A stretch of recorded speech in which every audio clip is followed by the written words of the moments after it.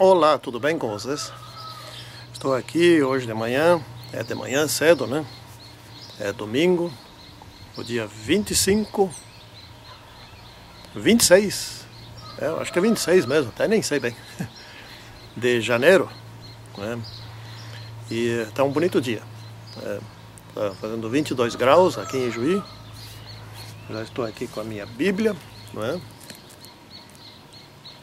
E pronto para gravar. Antes eu queria fazer uma pequena retificação em relação à gravação da semana anterior.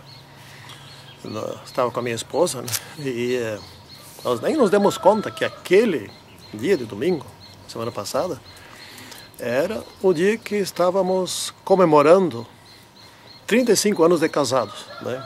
Então ela até falou 33, etc. Depois a gente fez os cálculos, era o próprio dia da comemoração, né? E hoje, dia 26 de janeiro, já estamos casados há 35 anos e uma semana. Estou feliz com ela. Ela também está feliz comigo, né? E foi um casamento que Deus organizou. Quando era solteiro, eu orava para que Deus escolhesse a moça com a qual devia casar.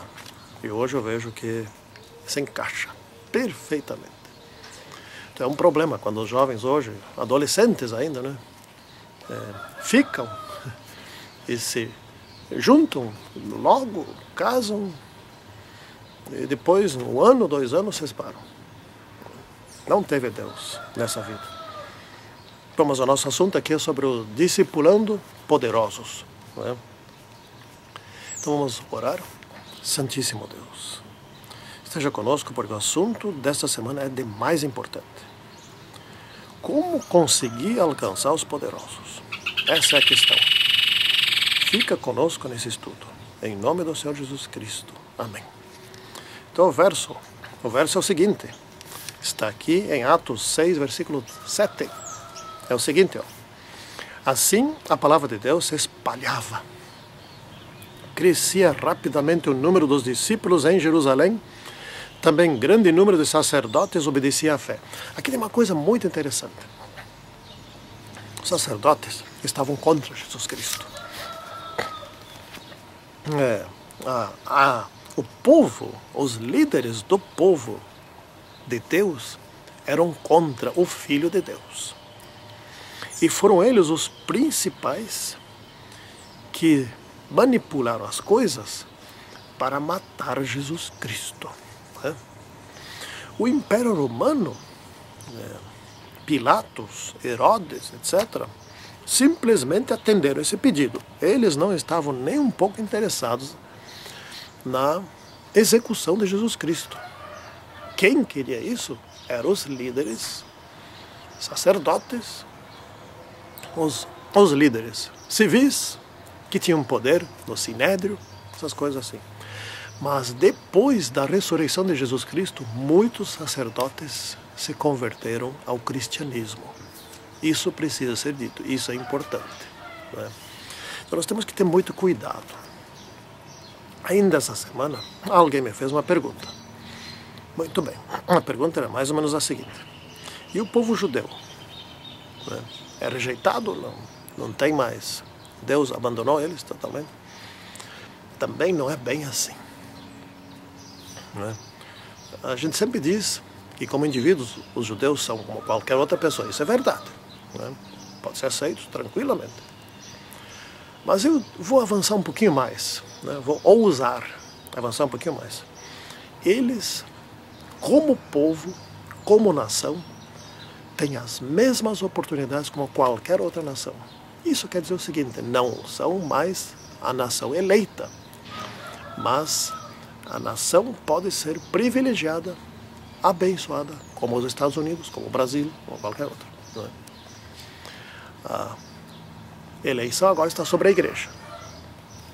Então, os judeus precisam pensar muito nisso. Não é? E ver da oportunidade grande que possuem, como qualquer um de nós. Né? Não são menos que qualquer um de nós. Essa é a grande verdade. Né? E naqueles tempos, em todos os tempos, sempre foi a mesma história. os bons cristãos, os mais preparados, eram presos. E sabe por quê? Porque assim eles tinham oportunidade de se apresentar diante de autoridades e defender a fé. E muitos ouviram somente assim. Esses não se converteram, mas ouviram. A questão hoje não é, a ordem hoje não é ide e convertei todas as pessoas de todas as nações do mundo. Não é essa a ordem. A ordem é ide e pregai a todas as pessoas do mundo. E as pessoas devem ter a liberdade e o conhecimento para tomar a decisão livre a favor ou contra Jesus. Essa é a questão. Tomar uma decisão com base em conhecimento. Aquelas autoridades romanas, lá de Paulo, etc., aquelas autoridades tiveram a oportunidade. É isso que Deus quer. Que possam tomar uma decisão consciente. Não é uma decisão apressada, uma decisão com pouco conhecimento. Não. A nossa responsabilidade é ensinar. Se a pessoa quer, a gente batiza. Essa é a questão séria, não é?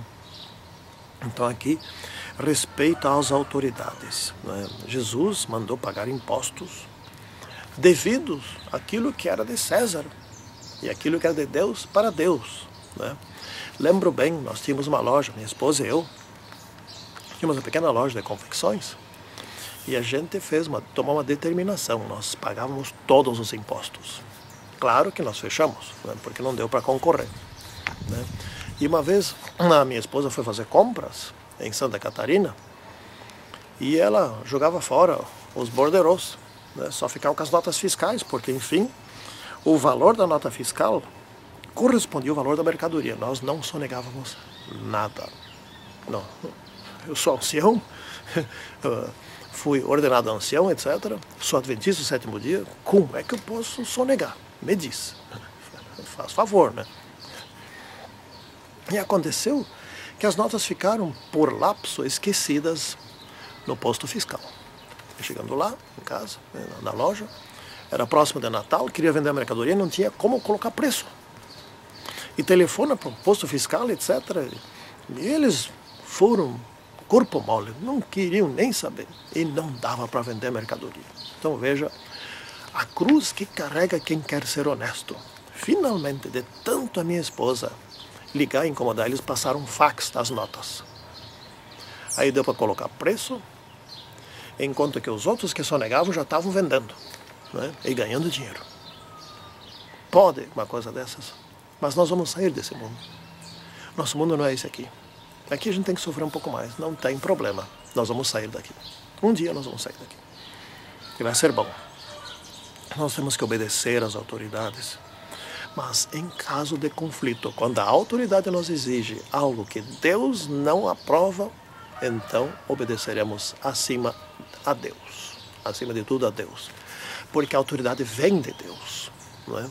E as autoridades aqui na terra administram em nome de Deus. E quando elas administram mal, estão fazendo coisas erradas.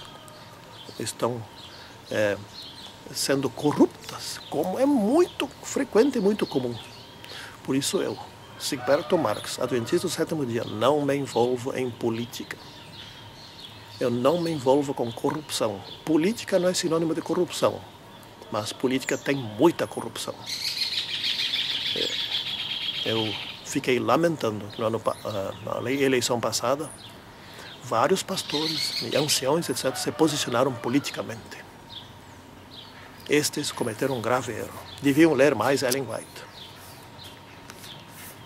Então Deus está acima de toda autoridade, mas nós devemos chegar à autoridade, devemos ter estratégias para alcançar as autoridades. Eu tenho visto em Brasília, nossos membros, nossos irmãos, alguns pastores, etc., dando livros, interagindo com a autoridade. Isso é bom, isso precisa ser feito. E depois, vamos para a segunda-feira, né? Essa semana vamos dia por dia. Aí aconteceu uma coisa irônica.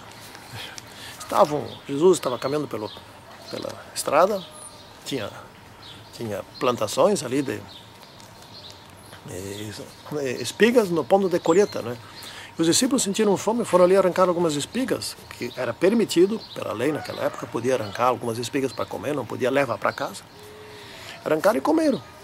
E os fariseus se escandalizaram. Senhor Jesus, tu não está enxergando que os teus discípulos estão colhendo no sábado? Jesus deu uma resposta que eu acho aqui fantástica. Vocês não leram? Vocês não leram? Vocês que são doutores da lei, não leram? Quando Davi entrou no templo e comeu dos pães da proposição? Vocês não leram? Vocês são mestres, são professores e não leram? Então aqui agora, dizendo isso, aqui foi até irônico, né? Temos que ter muito cuidado, né? Sobre como guardar o sábado. O debate entre Jesus Cristo e os fariseus e os judeus era sobre como guardar o sábado e nunca foi sobre trocar o sábado para o domingo. Isso é muito significativo, isso é importante em nossos dias, né? Precisamos saber disso, né? Ali estava aquele que estabeleceu o sábado e a criatura estava querendo ensinar o Criador a como se guardava o sábado. Era só o que faltava. Era só o que faltava, Jesus ter que ouvir a criatura sobre como ele, o estabelecedor do sábado, deveria santificar o sábado. Muitas vezes nós fazemos isso, né? Temos um pedido, temos alguma coisa e queremos que Deus haja de acordo com a nossa vontade, né? Aí sim. E muitas vezes nós agimos hoje assim, como aqueles fariseus. Vamos ser sinceros, né? O caso do centurião. O centurião foi um sujeito. O centurião é alguém que comandava uma centúria, que tinha entre 80 a 100 soldados. Então não era qualquer um, era alguém que já tinha poder, né? Uma pessoa importante, né? E esse centurião era uma boa pessoa, um excelente caráter, né? Ele construiu uma igreja, uma sinagoga para eles lá, né? E ele deu um jeito, achou seus soldados lá, etc. Tal, tinha mão de obra barata, etc. Fez construir uma igreja para o povo. Ele era muito bem aceito. E um servo dele estava paralítico. E o centurião mandou dizer para Jesus, né, no final das contas, resumindo aqui, eu não sou digno de que tu, Jesus Cristo, judeu, entres na minha casa. Ele respeitava os judeus. Como respeitava os judeus esse centurião. Por isso era bem quisto, uma boa pessoa. Diga apenas uma palavra e eu tenho certeza que o meu servo ficará bom. Jesus se admirou da fé desse homem. Que fé! Portanto, isso quer dizer o quê? Tem muita gente, políticos, tem muitas autoridades, presidentes, governadores, prefeitos, senadores, deputados, outras pessoas importantes, empresários de grande porte, de médio porte, etc., que são gente boa, de bom coração, só precisam ser alcançados, né? Como esse aqui, que não era judeu e não era seguidor de Cristo, mas admirava Cristo e se entregou a Cristo e confiou em Cristo, né? Essas pessoas precisam ser encontradas. Hoje em dia também tem como naquele tempo, tem hoje também e sempre vai ter, né? Graças a Deus, a Novo Tempo tem alcance para essas pessoas, né? Isso é uma coisa boa, né? Mas não só isso. O dia do julgamento, vamos ver alguma coisa aqui. Então me lembro aqui, Jesus aparentemente deu tudo errado para Jesus, né? Acabou sendo preso, ele não se libertou, curiosamente não se libertou, ele foi condenado, foi crucificado, foi surrado, chibateado e foi crucificado. Deu tudo errado. Não, deu tudo certo. Esse era o plano. Esse era o plano, né? Jesus morrer pelas pessoas. Eu lembro aqui, até anotei, Saddam Hussein, né, foi morto. Ele se comportou com uma dignidade impressionante. Mas ele morreu por quem? Quem se salva com a morte dele? Ninguém. Ninguém. Ele só morreu. Mais nada, né? Ficou na história como alguém que morreu porque foi um grande assassino, mandou matar muita gente, né? Só isso. Mas Jesus morreu e ele disse antes de morrer: Pai, perdoa-lhes porque não sabem o que fazem, né? Esse morreu e ressuscitou. E essa é a grande questão. Ele ressuscitou. e está vivo e vai voltar logo. Essa é a grande diferença, né? Se a Dilma morrer por nós, por nossa presidente, Dilma morrer por nós, tudo que vai acontecer é que nós vamos perder uma presidente, ficar sem presidente. Não vai ressuscitar o terceiro dia nem nada, e ninguém vai se salvar por causa da morte dela, né? Então não adianta nada alguém aqui morrer pelo outro, a não ser fazendo alguma coisa para que o outro se salve, né? Essa é a grande diferença. Então, Jesus se manteve digno, né? Parecia que deu tudo errado, e muitos depois se converteram, inclusive sacerdotes, como nós já tínhamos dito antes, né? Então, houve a explosão da igreja primitiva. Hoje, estamos nos preparando para a explosão final. Houve a explosão inicial e vem a explosão final, e já está começando, né? Mas temos que ter muitos cuidados, porque no tempo antigo, quando Israel estava para tomar posse de Canaã, houve um homem dentro do exército dos israelitas, um homem chamado Aca. Por causa desse um homem, do pecado desse um homem, eles perderam a batalha contra a pequena cidade de Ai. Foi um Ai mesmo, ai, né? Correram da cidade, né? Por causa de um homem. Hoje, será que temos apenas um dentro da igreja, que é joio? Não, temos muito joio, né? Precisamos todos nós nos entregar a Cristo, para que a maioria seja dele dentro da igreja, para poder ter o poder do Espírito Santo. Nós concluiremos a obra pelo poder do Espírito Santo, nunca por métodos do mundo, como muito se tem dentro da igreja, né? Por exemplo, uma das coisas que está sendo feita, que se diz isso para algum dos nossos líderes, né? Eles não vão gostar do que eu vou falar agora. Fazer um evangelismo rápido e batizar todo mundo. Depois não salva quase ninguém dentro da igreja, né? São abandonados pelos pastores, pelos membros, por todo mundo, e nem sabem aonde entraram, né? O que diz a senhora White sobre isso? Eu vou ler aqui, o texto todo está no comentário da lição da Escola Sabatina que eu fiz, mas aqui eu vou ler um trecho só. São batizados muitos que não se acham aptos para essa sagrada ordenança, mas que se acham enlaçados com o próprio eu e com o mundo. Ainda não se converteram. Veja só o que diz mais adiante. Aos que aceitam a verdade não é ensinado que eles não podem, sem perigo, ser mundanos em sua conduta, ao passo que de nome são cristãos. Até então eram súditos de Satanás, daí em diante devem ser súditos de Cristo. Daí muitos se unem à igreja sem primeiro se haverem unido a Cristo.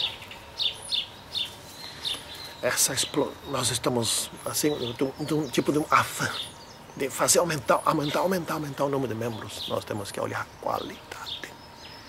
a qualidade, converter com qualidade, não com quantidade. Essa é a verdade, está escrito aqui, né? Está aqui no livro de Evangelismo 319 e 320, o lugar onde está escrito isso. E mais outros lugares, não é só aqui. Esse negócio de alvo de batismo, atingir alvo. Não. Nosso negócio, nossa incumbência é salvar as pessoas. Alvo é secundário.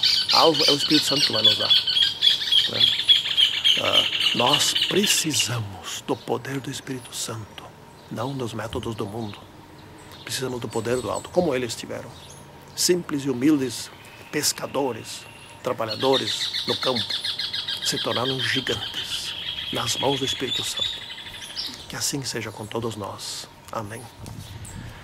Santíssimo Senhor Deus que estás nos céus, prepare-nos para recebermos o poder do Espírito Santo, para concluirmos a obra numa grande explosão evangelística, como foi no início, e que nós sejamos sinceros e humildes diante de Ti, ao fazermos esta obra. Que antes de fazermos, nós mesmos nos entreguemos nas Tuas mãos, para sermos guiados por Teu Espírito. Em nome do Senhor Jesus Cristo. Amém. Tchau e até o próximo estudo.